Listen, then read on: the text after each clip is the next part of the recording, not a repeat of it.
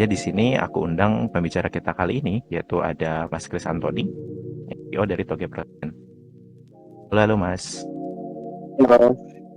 Ya, saya perkenalkan saya Chris Antonio, founder dan CEO dari Togi Productions. Terus apa lagi? Bikin game Coffee Talk, bikin game Sifat Penuter. Saat ini lagi ngerjain Whisper Tactics sama Whisper Mountain Project. Oke, langsung aja ya. Oke, jadi hari ini topiknya kan lebih ke apa ya, understanding target audience dari dan gamer motivation-nya ya. Nah, jadi mungkin gue mulai dulu dari apa sih motivation gitu ya. Motivasi kan ya kita semua tahu ya, kayak motivasi itu kayak semacam semangat atau dorongan untuk kita melakukan sesuatu gitu kan. Nah, tapi motivasi itu ada dua, ada intrinsic dan juga ada extrinsic. Jadi intrinsic itu adalah datang dari dalam diri kita, sedangkan yang extrinsic itu dari faktor dari luar gitu kan. Intrinsic motivation itu intinya dari diri kita sendiri. Jadi kita misalnya enjoy sesuatu, kita punya purpose, kita punya growth, curiosity dan segala macam. Kalau extrinsic itu kayak dari luar, kayak ada reward, ada benefit atau apa yang kita mau kejar gitu ya. Nah, tapi dari dua motivation ini, biasa motivation dari intrinsic itu lebih kuat.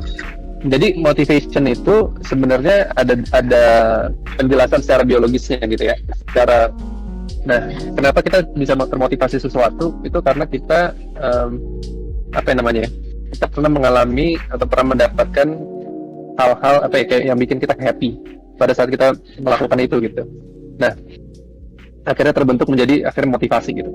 Nah, jadi kita menjadi happy itu bisa bisa dijelaskan secara biologis karena ada hormon-hormon yang menyebabkan kita merasa senang. Nah, hormonnya itu ada 4. Ada endorfin, dopamin, serotonin, dan oksitosin. Nah, 4 hormon ini tuh yang membuat kita kayak merasakan senang atau happy yang tadi ya. Nah, tapi ini bisa dibagi menjadi selfish sama sosial. Yang selfish itu berarti hormon yang kita bisa kita dapetin sendiri oleh diri kita sendiri tanpa bantuan orang lain. Sedangkan yang sosial itu harus ada faktor eksternal. Kayak endorfin itu apa sih gitu? Endorfin itu adalah hormon yang intinya tujuan utamanya adalah menghilangkan rasa sakit gitu ya. Jadi mass physical pain. Dan ini contohnya adalah kita bisa olahraga gitu. Kita olahraga, bisa lari gitu kan, atau push up atau ngapain nge-gym gitu. Dan pada saat kita nge-gym itu walaupun sebenarnya itu kan sakit ya, capek, melelahkan gitu, tapi kita bisa merasa happy gitu. Kenapa? Karena pada saat kita melakukan exercise itu badan kita men-trigger keluarnya hormon endorfin yang membuat tadi ya, kayak menutupi rasa sakit gitu. Nah, nanti setelah kita udah capek, udah olahraga, wah seger nih, enak dan segala macam, sejam kemudian kita tiba merasa sakit gitu. Terus yang kedua adalah dopamin. Dopamin ini adalah reward chemical ya. Jadi ini hormon yang paling mudah untuk di abuse gitu. Jadi caranya itu sesimpel kayak kita melakukan sesuatu, kita do something and get stuff done gitu ya. Kayak misalnya progressing towards a goal gitu. Kita bikin list kayak checklist kayak mau ngapain aja. Terus habis itu nanti kalau checklistnya kita selesai, itu kita dapat dopamin gitu. Kayak berasa kayak wah, nah makanya kayak game-game gacha, game-game mobile gitu ya, yang dimana kayak lu bisa selesaiin task, dapetin reward daily gitu ya. Itu semua nge-trigger dopamin. Nah, ini basically karena dopamin itu tadi reward dari accomplishment. Dan ini adalah hormon yang bisa dibilang hormon yang sangat adiktif, karena ini adalah hormon yang sama yang kita dapat pada saat kita ngobat. Pas misalnya kita minum alkohol atau kita ngedrugs gitu ya, ini dopamin itu yang paling mudah di-trigger. Terus ada yang berikutnya itu adalah serotonin sama oksitosin. Nah, ini dua hormon ini itu adalah menjadi hormon yang menyeimbangi hormon yang selfish tadi ya. Yang selfish itu kan yang kita bisa lakukan oleh diri kita sendiri. Sedangkan yang sosial ini itu hanya terjadi atau hanya keluar kalau dalam konteks sosial gitu. Kayak kita nggak bisa sendirian. Jadi contohnya serotonin ini adalah leadership chemical. Dan ini keluar dari pada saat kita merasakan bangga gitu ya, merasa pride dari misalnya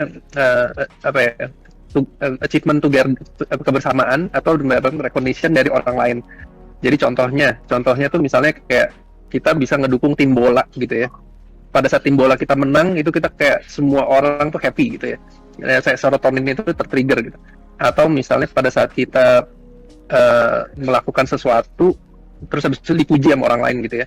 Nah, itu serotonin yang keluar. Kenapa disebutnya leadership chemical? Karena penjelasan apa ya? Penjelasan secara biologis dan mungkin secara evolusionerinya itu adalah kayak misalnya kalau kita zaman dulu kita masih manusia purba gitu, membawa pulang makanan gitu kan. Terus habis itu kalau misalnya dia tidak kalau dia bawa pulang makanan ya dia makan sendiri gitu kan. Jadi grupnya tidak mendapatkan benefit gitu. Tapi karena manusia itu hidup berkelompok.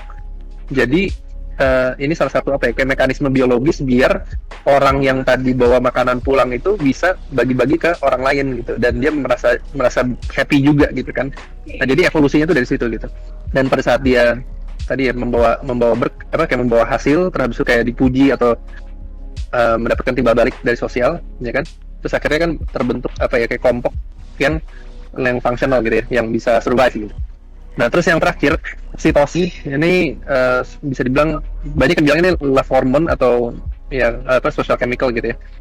Karena ini didapat dari receiving and giving acts of generosity atau emotional connection dan relationship gitu. Jadi misalnya kayak kita berpelukan, terus kita membantu orang lain dan segala macam. Nah, itu yang kita dapat oksitosin.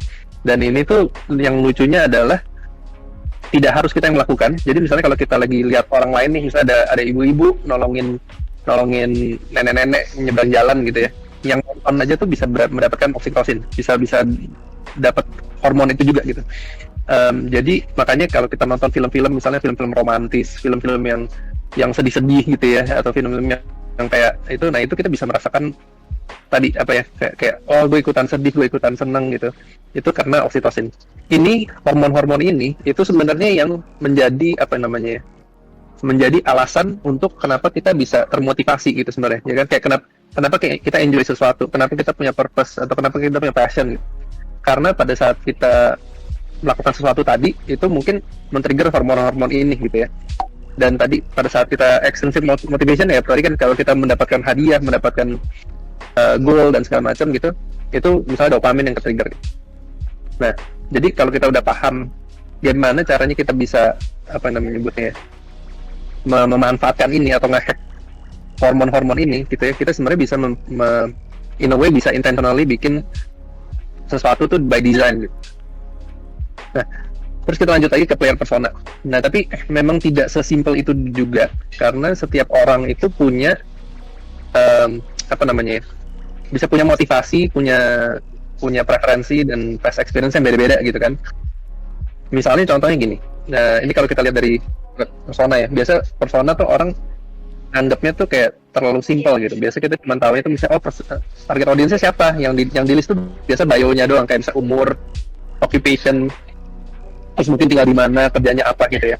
Nah itu terlalu cetek gitu, itu terlalu cetek. Jadi sebenarnya yang kita cari untuk player persona itu bukan masalah umur, tinggal di mana dan segala macam gitu, tapi harus lebih dalam dari itu gitu. Jadi misalnya kayak apa sih yang dia suka gitu, preferensinya apa gitu, apakah lebih suka pixel art atau lebih suka realistic graphic gitu kan, atau pengalaman sebelumnya seperti apa, misalnya dia pernah main game yang sama nggak gitu kan, dia pernah main game 4X atau pernah main game strategi atau pernah main game tactics atau pernah main game first person shooter misalnya gitu. Dan dari past experience itu kayak seperti apa gitu ya yang dia rasakan. Lalu ada desire atau needs, fantasy, interestnya dan segala macam gitu. Nah, kenapa past experiences dan preferences ini penting adalah contohnya kayak gini. Misalnya kalau kamu pernah main sebuah game lah ya, misalnya let's say game first person shooter gitu. Terus pas main first person shooter, kamu sering dibully gitu ya. Sering kalah mulu gitu kan, terus habis itu diomel-omelin sama tim kamu gitu kan. Nah, jadinya apa? Kita tidak mendapatkan hormon ini kan, ya kan, tidak mendapatkan endorfin atau dopamin atau serotonin atau oksitosin gitu, karena experience yang kita rasakan adalah negatif gitu kan. Udah kalah diomel-omelin gitu kan, jadi nggak dapat dua-duanya gitu. Nah, jadi mungkin dia jadinya nggak suka main game first person shooter gitu kan, karena terbentuk sebuah kayak terlatih sebuah experience. Dulunya gue main ini karena gue diomel-omelin, makanya gue jadi nggak suka gitu. Tapi sedangkan kalau misalnya tadi experience-nya berbeda ya, misalnya pas dia main itu dan ternyata dipuji, dapat reward dan segala macam, mungkin dia akhirnya akan suka gitu. Nah, karena dia akan suka, dia kedepannya mungkin dia akan mencari experience yang sama. Pada saat kita mau mencoba membedah user persona gitu ya, Jadi kalau bisa tuh kita nggak kita coba dapetin sedalam mungkin gitu. Jadi misalnya dari kayak interestnya apa, behaviornya apa, mungkin goal yang dia expect dari game itu apa, top game yang lama yang pernah dia mainin tuh seperti apa gitu kan. Terus ada nggak frustration yang mereka rasakan pada saat main game-game tersebut gitu. Nah jadi begitu kita bisa memetakan ini atau mendapatkan gambaran yang lebih clear gitu ya, kita akan lebih tahu kenapa orang yang ini suka ini gitu, ya kan? Salah satu tools yang bisa membantu juga itu dari personality type. Nah, jadi personality type ini sebenarnya itu kayak mirip kayak INTJ gitu-gitu ya. Apalagi kalau dulu ada yang tahu Bartle type gitu ya. Nah, jadi ini sebenarnya kayak secara psikologi semua orang tuh punya 4 jenis personality, tergantung nanti bobotnya berapa persen gitu ya. Jadi misalnya ada orang yang misalnya merahnya 50%, birunya 30%, hijaunya berapa persen, dan segala macam itu membentuk personality-nya dia gitu. Nah, apa sih arti dari tiap warna ini gitu ya, personality type ini? Jadi fiery red ini personality yang pertama ya. Fiery red itu adalah yang fokusnya tuh adrenalin. Jadi bayanginnya tuh adrenalin. Jadi kayak mereka tuh orang-orang yang pokoknya functional, business-like, dan pokoknya maunya dapatnya result gitu. Fokusnya ke result. Dan mereka mau in control, dan dia mau orang lain kalau sama dia tuh kayak pokoknya cepat lah, straight to the point gitu, nggak usah basa-basi gitu kan.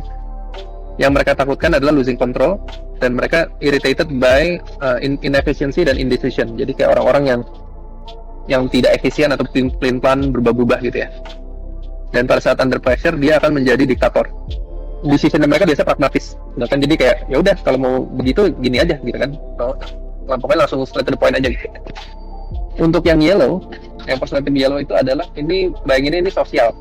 Jadi semua yang berhubungan sama sosial. Jadi dia tuh outgoing, ya kan, orangnya tuh biasa informal, terus fokusnya tuh interaksi. Pokoknya dia mau berinteraksi sama orang lain, dan dia mau orang lain sama dia tuh dia maunya dipuji gitu ya, atau dikagumi gitu. Nah, dan dia mau orang lain tuh pada saat cerita atau berinteraksi sama dia tuh harus engaging. Kalau nggak engaging dia bosen gitu, kayak lu nggak seru gitu. Yang ditakutkan sama mereka adalah disapproval atau tidak diakui sama sosial gitu ya, kayak diabaikan gitu. Dan mereka teriritasi dengan rules atau rutinitas. Jadi mereka tuh maunya tuh spontan gitu. Dan pada saat under pressure dia akan menjadi dramatis, menjadi drama queen atau overreact gitu. Nah, decision mereka tuh biasa spontaneous tadi. Nah, yang berikutnya adalah green. Nah, green ini bayanginnya itu adalah emosi gitu. Nah, jadi mereka tipe orang yang biasa casual, conforming, dan fokus utama itu adalah harmoni. Mereka mau menjaga perdamaian. Pokoknya semua orang harus saling damai lah gitu. Dan dia mau disukai, dan dia inginnya tuh orang lain sama dia tuh harus baik, harus kayak pleasant gitu ya, kayak pokoknya harus lah enggak. Dan dia takut sama konfrontasi, dia menghindari konfrontasi.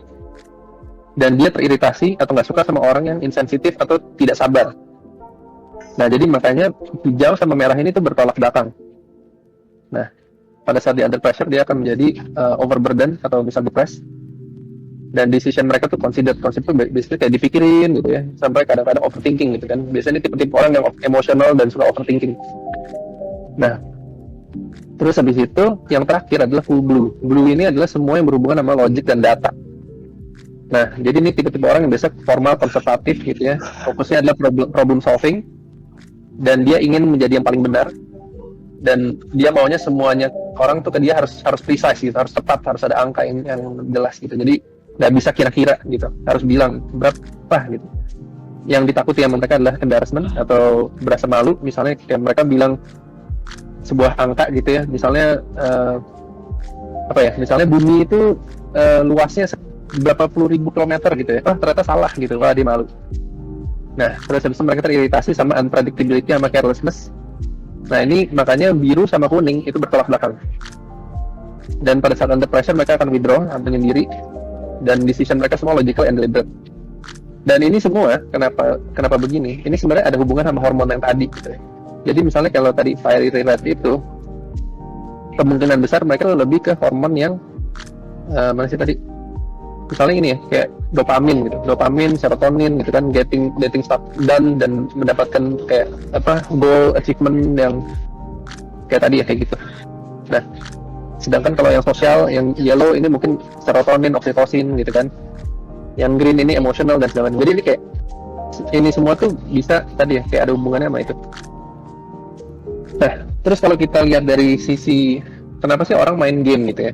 Apa sih motivasi dari orang main game? Nah, ini kalau dari menurut Quantic Foundry itu bisa dipetakan atau dikategorikan menjadi 6 kategori. Dan masing-masing kategori itu ada 2 subkategori. Nah, yang pertama itu misalnya action ya. Action itu orang either distraction atau excitement. Pokoknya ini kayak wah, pokoknya distraction ya pokoknya explosion, mayhem gitu kan. Sedangkan excitement itu lebih fokus ke fast pace, misalnya action, thrill gitu kan, exercises gitu. Untuk yang sosial itu ada 2, bisa competition, bisa community. Nah, competition ini basically ya kompetitif gitu ya. Kalau ketemu duel lawan siapa gitu.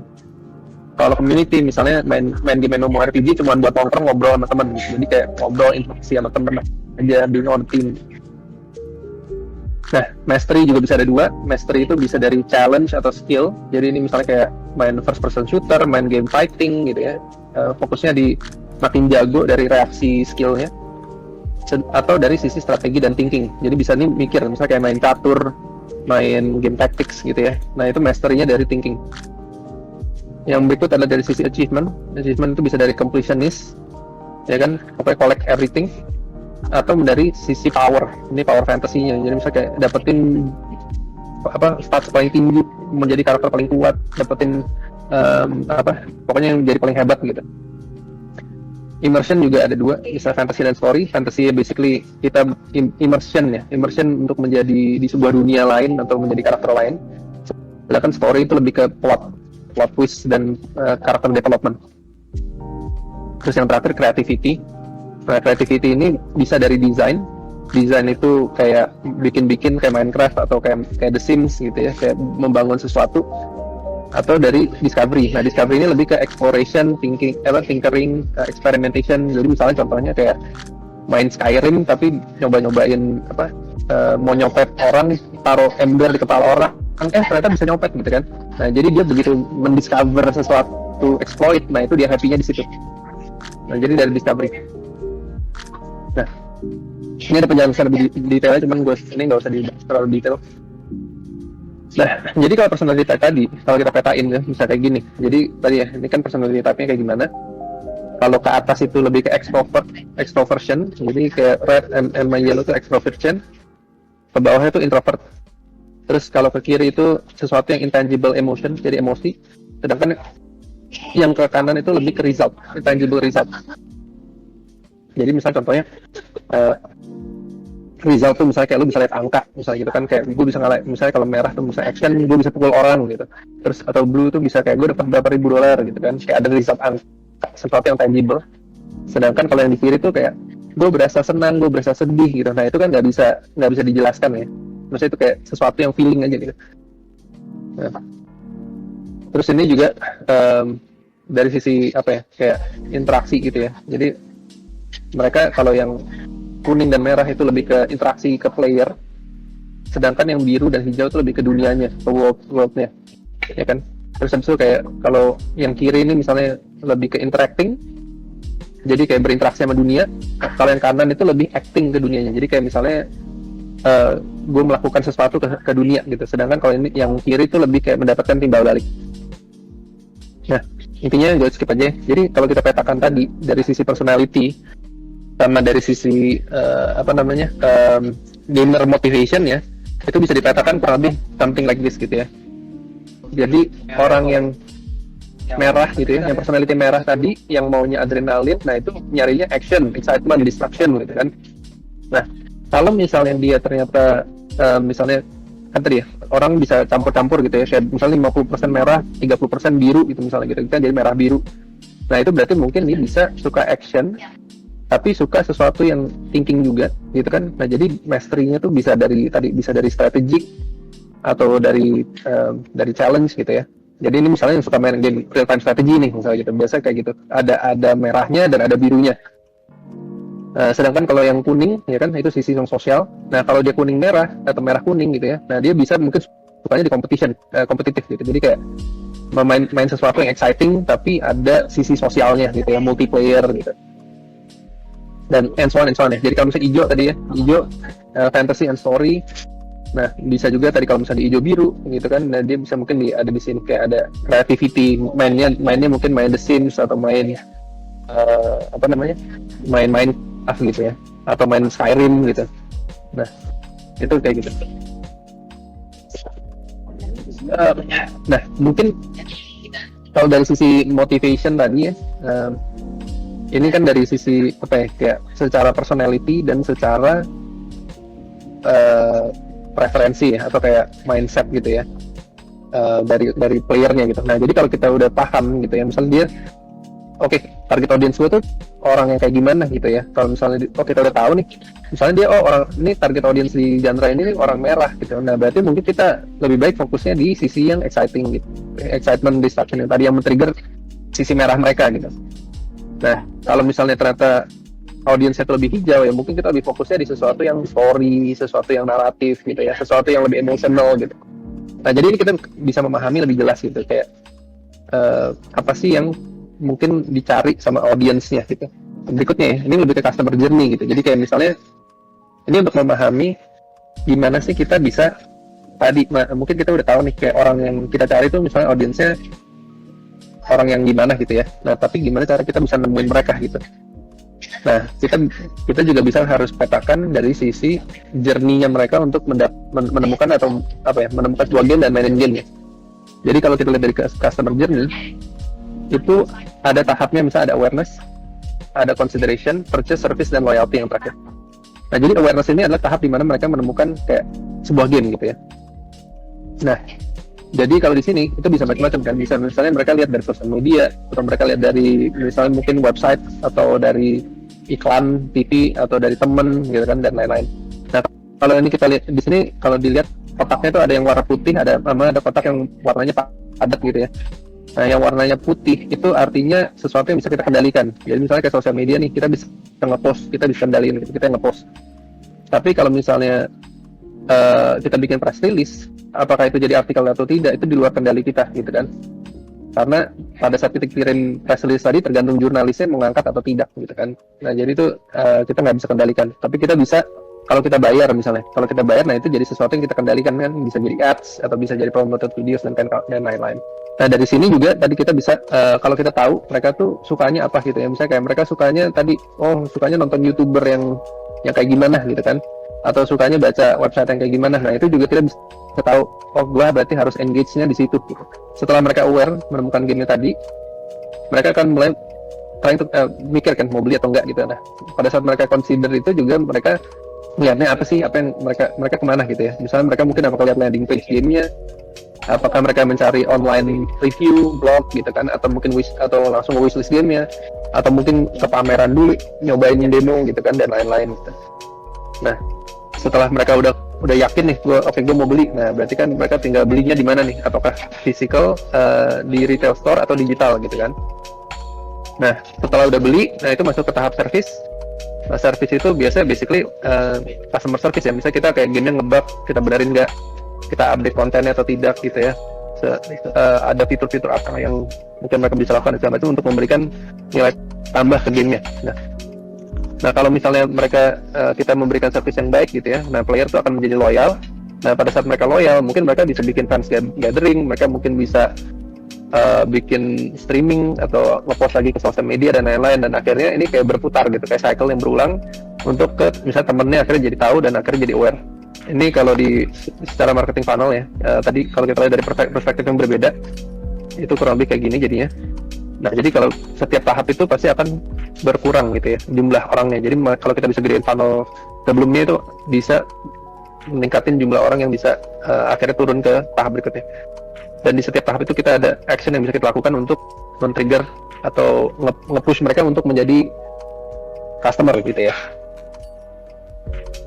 Nah, tadi mungkin kalau kita mau kayak misalnya kita pengen tahu nih research gitu, kayak gimana, apa sih motivasinya audiens yang ini dari game ini gitu ya. Nah, kita bisa melakukan pemetaan experience map.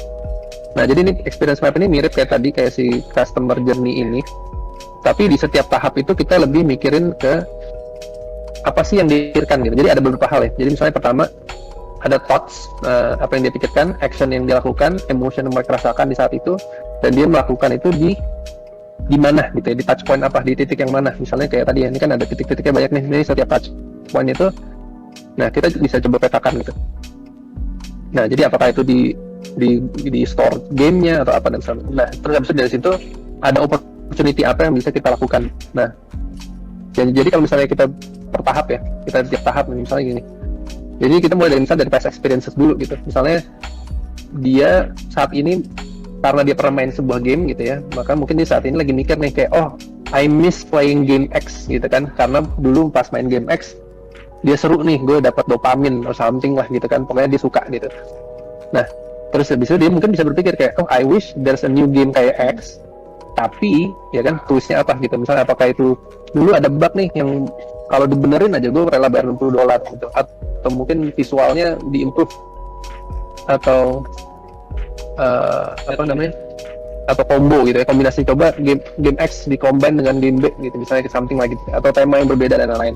Nah jadi ini apa yang mereka bisa pikirkan gitu ya. Nah jadi ini biasanya menjadi apa ya, kalau gue tuh lakukannya, gue menempatkan diri gue sebagai si customer ini gitu, sebagai si audience yang gue mau incar, karena kan apa ya, itu lebih gampang ya, kita lebih gampang tahu diri kita sendiri daripada gue mencoba membaca pikiran orang lain gitu kan. Nah jadi biasanya gue selalu mulai dari diri gue dulu nih, kayak tadi, kayak misalnya, oh gue kangen deh main game ini, dan kayaknya udah jarang ada game kayak gitu gitu kan. Nah terus habis itu dari situ biasa apa ya, menjadi titik startnya gitu, dari titik startnya kayak kenapa gue suka game ini gitu, apa yang membuat gue enjoy dan apa gitu kan. Nah tadi kalau kamu mau mempelajari sampai detailnya, kayak momen-momen di mana yang gue merasakan, oh ini gue dapet dopamin nih, oh ini gue dapet serotonin nih, atau apalah gitu ya, itu kalian juga bisa katain. Nah terus habis itu pada saat dia berpikir ini tuh dia lagi ngapain gitu kan. Misalnya apakah dia lagi kerja, atau mungkin lagi di kereta nunggu bosen gitu kan, dan atau dia lagi melakukan apa gitu. Nah jadi kita bisa tahu nih konteksnya gitu, oh ternyata tuh dia lagi bosen nunggu di kereta, pengen main sebuah game yang kayak game X gitu kan.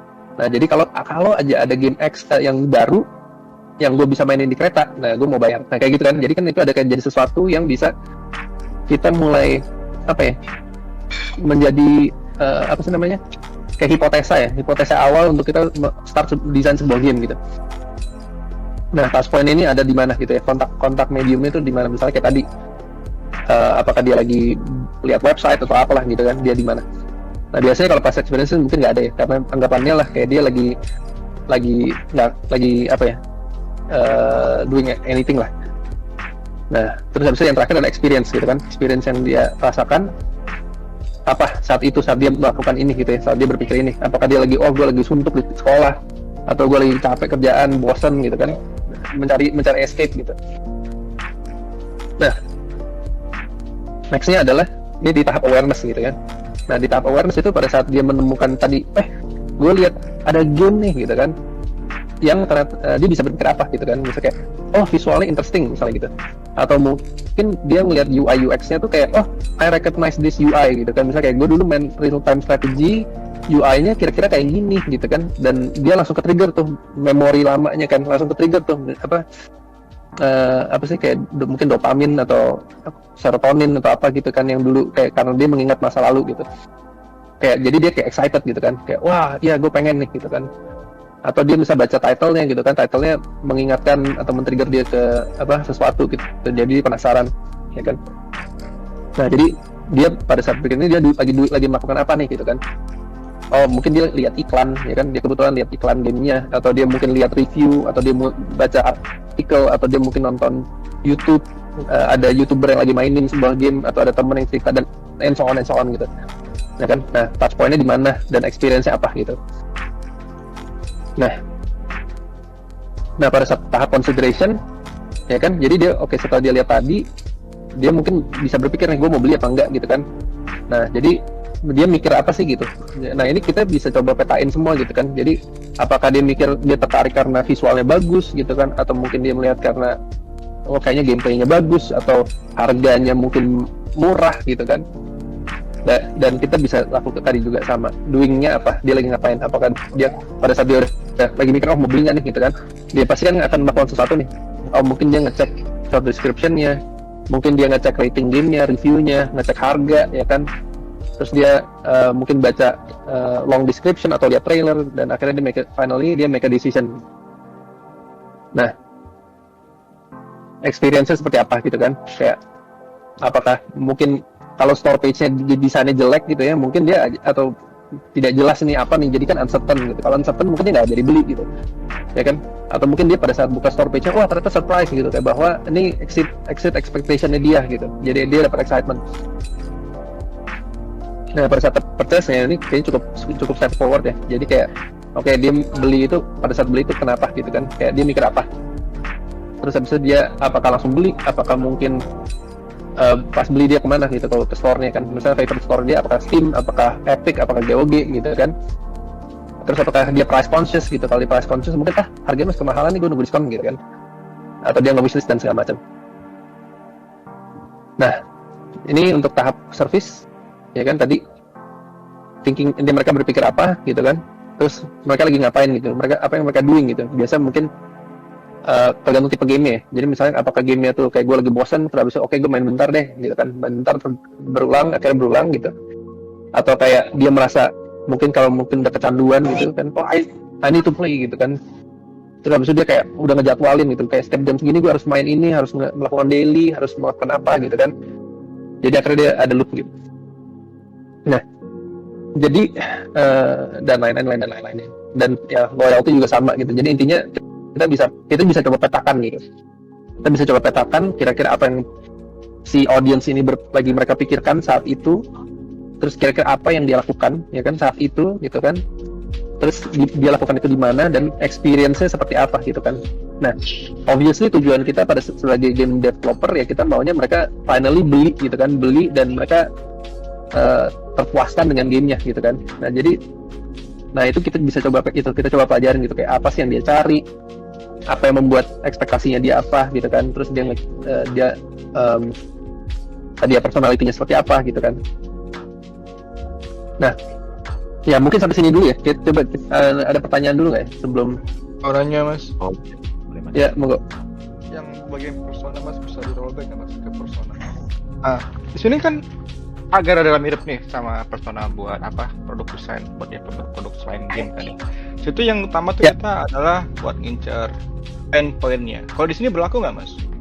Ini kan ada pembahasan persona nih di produk produk desain, terutama yang desain yang develop produk aplikasi yang bukan game. Situ kita juga ada masukin yang utamanya itu kita nyari pain point-nya apa dan solusinya apa. Untuk di persona yang di game ini berlaku nggak Mas pain point-nya? Sama aja sebenarnya. Apa yang mau kita solve di situ? Ya tergantung game kamu. Kamu mau solve apa gitu, ya kan? Jadi biasa kita bisa lakukan itu value proposition canvas.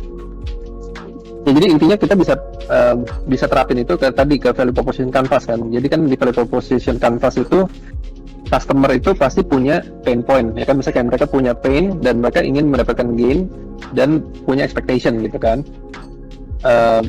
Nah, dari situ kita bisa coba petain gitu. Misalnya contohnya gini, dia suka main game apa, misalnya gue nggak tahu deh, misalnya real time strategy misalnya gitu kan, atau dia suka main game city builder gitu.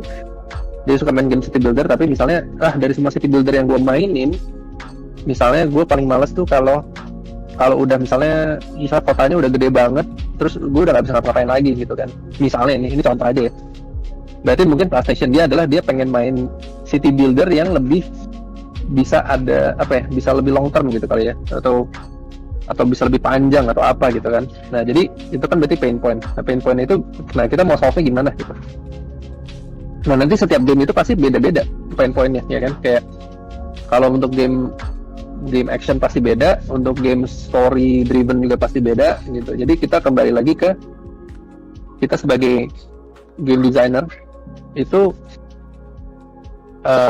tadi apa sih yang si player kita tuh cari gitu ya, apa yang mereka inginkan gitu. Jadi kalau gue biasa kasih contohnya tuh ibaratnya kayak gini, kayak misalnya anggaplah kita misalnya contoh vacuum cleaner gitu ya, vacuum cleaner. Nah berarti kan vacuum cleaner itu siapa sih customernya gitu. Customernya kan kita harus tahu dulu kan, misalnya apakah ibu-ibu yang ibu-ibu rumah tangga misalnya yang harus bersih-bersih rumah, ataukah mungkin itu misalnya cleaning service sebuah hotel gitu kan, atau mungkin itu lebih kayak misalnya bapak-bapak yang punya mobil yang dia butuh vacuum cleaner buat bersihin mobilnya misalnya gitu kan. Nah itu kan pasti setiap jenis customer itu punya ekspektasi dan punya apa ya, kayak punya tadi kayak sesuatu yang mereka cari itu mungkin bisa beda gitu, walaupun sama-sama nyari vacuum cleaner gitu ya. Jadi misalnya kalau dia itu bapak-bapak yang tadi ya punya mobil, terus mobilnya berdebu, dia pengen beli vacuum cleaner gitu kan. Nah mungkin vacuum cleaner yang dia cari adalah vacuum cleaner yang kecil, yang portable, yang mungkin bisa dicolok ke colokan di mobil gitu kan. Terus habis itu mungkin bisa, gua nggak tahu deh, mungkin bisa bersihin karpet gitu kan, misalnya kayak gitu. Tapi kalau misalnya si customernya ini adalah cleaning service hotel misalnya gitu kan, ya mungkin vacuum cleaner yang dia cari itu lebih ke industrial gitu, kayak vacuum cleaner yang bisa tahan dipakai 24 jam ngebersihin 500 kamar gitu kan. Terus habis itu mungkin berarti yang lebih dia pedulikan adalah misalnya daya sedotnya mungkin gitu kan, atau kapasitas tabungnya gitu, bisa nyimpen seberapa banyak kotoran sebelum dia harus dibersihin gitu. Terus dan lain-lain gitu. Nah, kalau ibu-ibu juga pasti ada lagi, misalnya kayak ibu-ibu rumah tangga mau bersihin rumah gitu kan, vacuum cleaner yang dicari mungkin beda. Nah, jadi kita harus tahu juga tuh tadi, walaupun sama-sama nyari vacuum cleaner, tapi audiens yang kita targetin tuh yang mana, dan kira-kira pain pointnya dia apa gitu ya. Misalnya kalau ibu-ibu rumah tangga, mungkin pain pointnya dia adalah, aduh gue capek nih ngangkat vacuum cleaner berat-berat, harus dicolok, ada kabel lagi bisa keserimpet gitu kan. Terus mungkin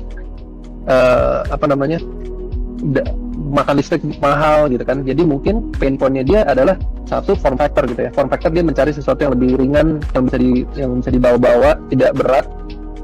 Terus habis itu mungkin dia rela untuk sacrifice misalnya kapasitas tabung sedotnya itu tabung debunya itu lah gitu kan. Tapi yang dia lebih utamakan misalnya tadi form factor dan mungkin portability gitu kan. Nah jadi misalnya kalau ada Dyson gitu ya, misalnya vacuum cleaner Dyson yang nggak perlu kabel, yang bisa ditenteng, yang ukurannya kecil, bisa modular, ujungnya bisa diganti-ganti gitu kan, mau jadi pendek, mau jadi panjang atau apa gitu kan. Nah dia mungkin rela bayar gitu kan. Nah tapi mungkin Dyson tidak cocok buat di hotel gitu kan. Nah tapi mungkin Dyson cocok juga buat bapak-bapak yang punya mobil, mau bersihin mobil gitu kan. Oh karena sama nih, ukurannya kecil, bisa ditenteng-tenteng gitu kan, bisa pakai baterai, daya sedotnya kuat gitu. Cuma pengen tahu aja kalau implementasinya kalau di game itu dengan contoh kira-kira apa ya. Mungkin kalau FPS mungkin kalau di game itu misalnya gue pakai example yang game-nya Toge aja ya, game yang gue kerjain gitu. Jadi misalnya gini, gue suka main Front Mission gitu kan, gue suka main Front Mission, gue suka main game Tactics, gue suka main game ya tadi ya kayak Mecha Tactics gitu. Mecha Tactics tapi Front Mission sudah 20 tahun lebih nggak ada Front Mission Tactics lagi gitu kan, malah jadi third person shooter. Dan ternyata third person shooter ini semua orang yang fansnya ke Front Mission malah kecewa juga gitu kan. Nah berarti pain pointnya adalah kita mencari game Front Mission yang tactics, yang Mecha Tactics lagi, dan itu bukan third person shooter ya kan. Dan mau misalnya kayak kenapa kamu nggak main Front Mission yang dulu aja gitu kan.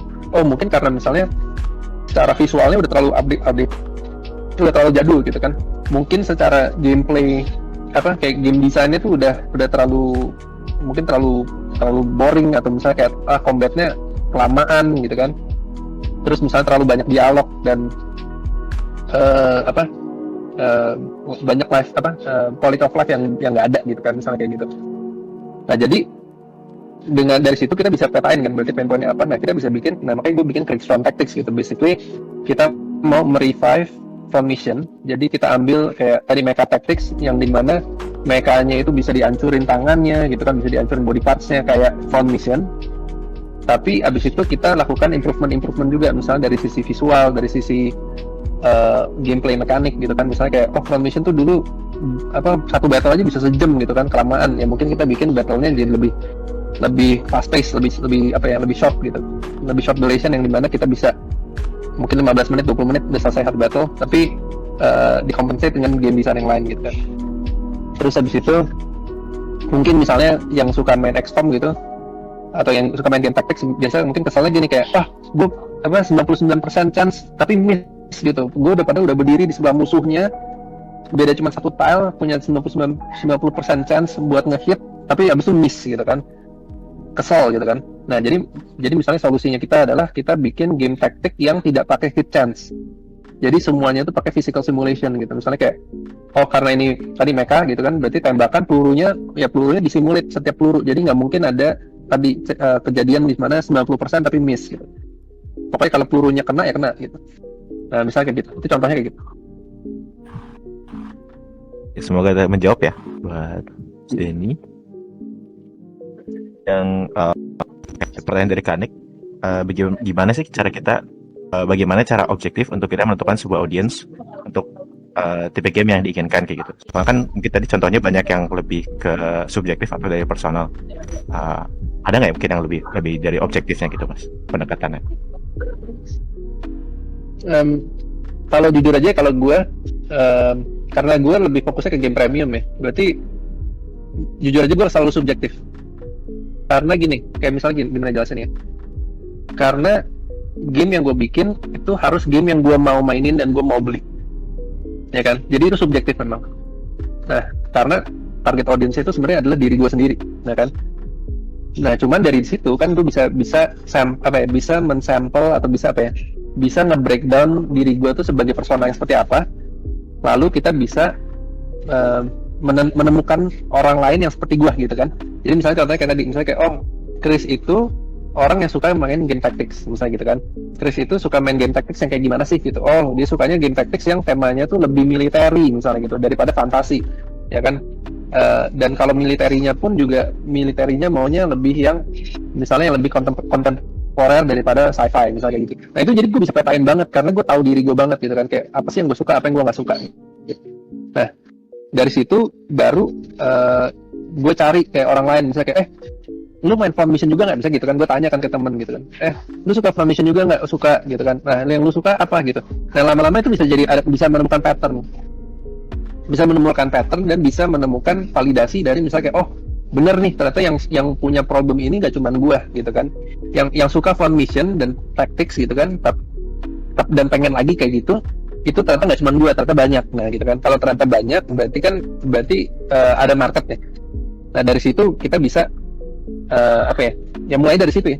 Nah terus nanti kayak solusinya mau diapain dan segala macam. Nah itu kalau kita nggak tahu, kalau kita nggak benar-benar suka subjeknya atau genre-nya gitu ya, kita mungkin nggak bisa mikirin gimana cara memberikan solusi yang tepat gitu lah. Karena yang sering terjadi itu malah gini, kayak di industri game kayak dia kasih solusi yang fansnya nggak suka gitu kan. Makanya kayak kejadian kita di Front Mission tiba-tiba jadi third person shooter, terus semua fanbase-nya nggak suka gitu. Kenapa? Karena fanbase-nya tidak mencari third person shooter di Front Mission gitu, ya kan. Itu juga problem sama misalnya kayak Resident Evil. Dulu Resident Evil dia bikin multiplayer, ya kan, kayak misalnya kayak gue lupa judulnya apa, kayak Umbrella Chronicles lah, ada Resistance lah, apa segala macam gitu. Semua game multiplayer Resident Evil itu semua reviewnya selalu overwhelmingly negatif. Berarti fanbase-nya Resident Evil nggak ada yang suka. Kenapa gitu kan? Karena yang mereka cari bukan masalah multiplayer action gitu. Yang mereka cari itu survival horror. Nah, sedangkan game-game multiplayer Resident Evil yang ini itu mereka jadinya arcade action, ya kan? Yang dimana fanbase-nya nggak ada yang suka. Nah gitu. I see. Berarti dari personal experience bisa tahu akhirnya bisa dapat dari pain point-nya ya, kayak tadi nggak suka karena miss change-nya dan segalanya, dan akhirnya divalidasi lagi dengan player yang serupa juga kayak gitu ya mas ya. Ya sebenarnya tadi kalau misalnya mau objektif juga bisa sebenarnya. Cuman kalau objektif tuh jadinya lebih, prosesnya bakal lebih lama karena berarti lu harus lebih ke kualitatif survei kan. Jadi kayak tadi misalnya kayak fanbase-nya di interview satu-satu, misalnya kayak gue nggak tahu deh, ngambil sampel 100 orang gitu, 100 orang di interview satu-satu gitu. Terus habis itu dari situ ditarik apa sih namanya kayak benang merah dan segala macam ya. Ya sebenarnya bisa aja, cuman mungkin takes more time aja gitu. Mbak ada pertanyaan tambahan sih mas, ada banyak pertanyaan tapi kayaknya mungkin di akhir aja karena ada yang di luar konteks macam sih konteksnya. Gak apa-apa, ini kayaknya udah dari gue sih kurang ini apa sih namanya. Jadi intinya tadi untuk kayak kita memetakan player kita gitu ya, target audience kita. Pertama kita harus tahu dulu kan kayak tadi target audience itu siapa, yang kita mau kejar itu siapa gitu kan. Terus habis itu tadi kita petain aja misalnya experience mapnya dia gitu kan. Misalnya dia yang dia cari itu apa, yang kenapa dia suka itu gitu kan. Terus dan itu kita bisa abisnya nanti tarik mundur ke personality-nya dia gitu kan. Jadi apakah dia tipe personality yang lebih merah misalnya, berarti merah kan lebih sukanya nyarinya action gitu, ataukah dia yang lebih hijau yang mencari lebih ke emotional, lebih ke feeling gitu kan, dan lain-lain ya gitu kan. Nah terus habis itu kita juga bisa lihat secara game design-nya gitu, kayak apakah game designing ini nih kayak tadi mereward player dengan dopamin atau mereward player dengan serotonin dan segala macam gitu kan. Jadi kita tahu kenapa orang bisa suka itu gitu ya kan, kayak kenapa buat dia tuh ini wah suka gitu. Mantap. Thank you Mas. Langsung masuk aja ke sesi tanya jawab. Kalau dari teman-teman ada yang mau bertanya, boleh bisa disampaikan dulu chat, nanti biar aku bisa pilih salah satu ya. Mungkin sambil Ya, lagi nih mau nanya udah nih. baik. Oh ya, oke, boleh Mas. Mas, boleh bagi share PPT-nya seperti pelajaran Mas. Ya nanti PowerPoint nanti gue share ke panitia ya. Mas. Oke, thank you Mas. Halo, permisi, mau nanya. Iya. Masih bisa? Boleh. Iya, jadi berhubung ngomong soal persona ini, misalkan nih ada tim atau mungkin saya lah personal, memang pengen start project, mungkin sendiri, mungkin sama tim. Apakah bagusnya itu untuk, apalagi kalau memang pengen ngincar komersial ya, apakah memang bagusnya itu harus melihat user kayak nentuin dulu user persona macam apa yang bisa ditarget, baru come up with game design-nya, atau come up with game design dulu yang kayak mungkin game design ini bisa kita buat, game design ini kita bisa buat, baru coba lihat user persona apa yang kira-kira cocok sama game design ini, baru mungkin adjust seiring berjalannya waktu, adjust game design-nya berdasarkan user persona yang ditargetkan. Terima kasih. Ya, sebenarnya sih jawabannya bisa dua-duanya. Jadi kayak game development itu ada dua direction ya, bisa top down atau bottom up. Kalau top down itu ya anggapannya kayak kita mulai dari mana, dari target pasar dulu, ya kan, baru dibikin game design, atau dari bottom up yang dimana kita bikin game design dulu, misalnya kayak berarti market research dulu, atau kita mulai dari eksperimen dulu, misalnya kayak nge-game jam dulu, bikin prototype, terus baru dicariin audience. Nah, sebenarnya bisa dua-duanya, nggak ada salahnya, manapun sama aja. Cuman kembali lagi itu preferensi masing-masing. Nah, kalau gue pribadi, gue lebih suka target audience-nya dulu. Jadi kayak gue ibaratnya tuh kayak gue harus tahu dulu gue mau kemana gitu kan. Kalau gue udah tahu mau kemana, baru gue bisa menentukan mendingan game design-nya gini aja gitu kan. Karena kalau misalnya dari game design-nya dulu, kadang-kadang yang terjadi gue nggak tahu ini buat siapa gitu kan. Terus nyari buat siapanya tuh lebih susah daripada bikin gamenya. Dan kalau dari pengalaman gue, justru yang tersering terjadi adalah orang tuh jadinya mengalami sunk cost fallacy gitu. Jadi karena dia sudah, gue udah keburu bikin gamenya kayak gini nih, gue udah keburu bikin mekaniknya kayak gini nih, tapi gue masih belum menemukan target audience gue gitu kan. Terus akhirnya, coba digituin gitu. Akhirnya dia udah invest banyak, dan pada saat udah invest makin banyak, merasa kayak makin rugi gitu kan, makin kayak kalau gamenya di cancel makin rugi nih. Akhirnya diterusin terus. Nah, akhirnya padahal makin gagal gitu. Ya kan? Karena clueless gitu, karena dia nggak tahu mau kemana gitu. Nah, jadi kalau gue pribadi sih, gue lebih suka tadi gue tahu dulu target audience-nya. Jadi misalnya kayak, gue mau bikin game buat siapa? Misalnya kayak, gue mau bikin game, misalnya game tactics buat orang yang suka military. Ya gue langsung jelas gitu kayak, berarti kalau military gue jangan bikinnya kayak Gundam gitu kan. Gue mekanya bukan meka kayak Gundam, mungkin mekanya lebih kayak tank gitu, lebih kayak tank yang dikasih kaki. Terus mungkin senjatanya lebih kayak senjata konvensional, misalnya kayak artillery, ya kan, kayak pelurunya peluru beneran bukan energy weapon, ya kayak gitu-gitu lah. Nah, jadi pas kita udah tahu, kita jadi punya kayak semacam direction dan guideline. Jadi kita tahu limitasi itu apa yang boleh dilewatin dan mana yang nggak boleh gitu. Target audience itu kan tadi kayak user persona itu kan banyak yang dilihat kan ya. Maksudnya banyak faktor dari sebuah user yang perlu dipertimbangkan menjadi satu user persona. Kalau misalnya target pasar juga kayak sering ngikut kayak perkembangan apa sih yang lagi trending di game-game taktikal gitu, atau game-game misalnya Souls-like atau game-game Souls-like gitu, apa sih yang lagi trend. Baru tuh saya coba come up with sebuah game design. Baru setelah come up with game design ini lebih mengerucut lagi gitu. Jadi awalnya cuma kayak mungkin aku cuma pengen untuk membuat game untuk player yang suka game taktikal gitu, baru mengerucut lagi mungkin game taktikal setelah come up with kayak basic game design gitu, lebih mengerucut lagi, oke mungkin game taktikalnya bisa kita bawa ke direksi kayak gini untuk user yang lebih suka game taktikal yang seperti ini atau seperti ini gitu. Menurut kakak gimana? Ya benar, nggak apa-apa. Emang begitu, justru kayak memang harus makin mengerucut kan, jangan makin melebar gitu. Oke, makasih banyak kak masukannya. Oh, ada pertanyaan juga sih Mas, arahan aja. Karena kan tadi untuk di personality types ada satu spesifik ngebahas terkait fears dari tipe-tipe types 4 types tadi kan. Kayak misalnya yang very red itu takut losing control gitu. Nah, apakah dari si fears ini bisa kita pertimbangkan juga di game di sana ya? Kayak misalnya, oh berarti kalau misalnya player kita tuh adalah very red, kita jangan bikin sampai dia losing control kayak gitu. Jadi kayak karena takutnya bakal ngasih emosi negatif dan mungkin akhirnya bakal jadi buruk atau dia jadi malas main atau kayak gimana kayak gitu. Apakah itu juga bakal masuk ke game di sana, hide fears-nya? Iya, betul.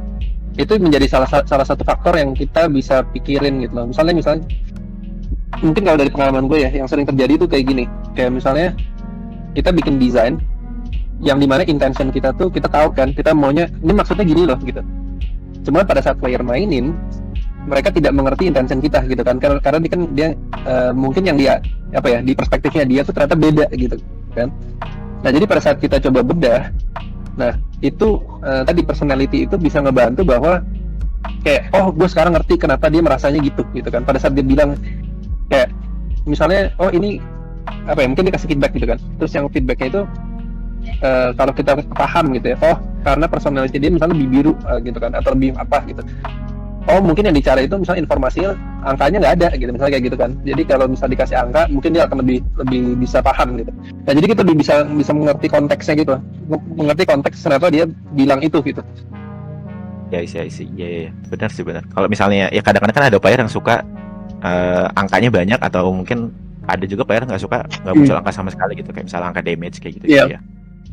Betul. Soalnya gini, kayak biasanya yang terjadi ya terutama buat game developer gitu, pada saat dia dikasih feedback ya kan, feedbacknya tuh bisa macam-macam kan, misalnya bahkan bisa ada yang saling berkontradiksi gitu. Misalnya ada yang bilang mana nih kok nggak ada angkanya, gue mau angka lebih banyak, sedangkan ada yang bilang aduh angkanya kebanyakan, lebih baik nggak ada angka gitu. Itu kan berarti dua hal yang kontradiktif ya. Nah terus harus gimana gitu kan. Nah jadi kalau menurut gue pertama kita harus kembali lagi ke ini awalnya intentionnya tuh target audience-nya kayak gimana. Terus habis itu kita sebagai game developer, experience yang kita mau deliver tuh kayak gimana gitu kan. Mungkin kalau misalnya experience-nya tuh mau lebih immersion, lebih kayak mungkin lebih ke sisi emosional dan segala macam ya, mungkin itu jangan ada angka gitu kan. Itu mungkin decision yang lebih tepat adalah hilangkan semua angka gitu. Jadi dibikin nggak karena nggak ada angka, mungkin lebih imersif, lebih apalah gitu kan. Nah tapi kalau misalnya intentionnya adalah ini game yang buat orang biru gitu kan, buat orang yang suka data, logik dan lebih ke strategi dan segala macam ya, mungkin lebih baik tunjukin angka.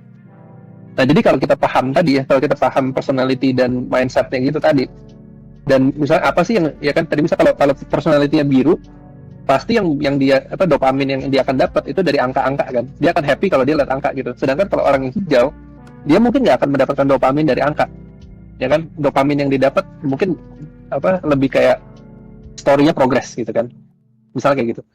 Nah jadi itu yang bisa dipikirin gitu.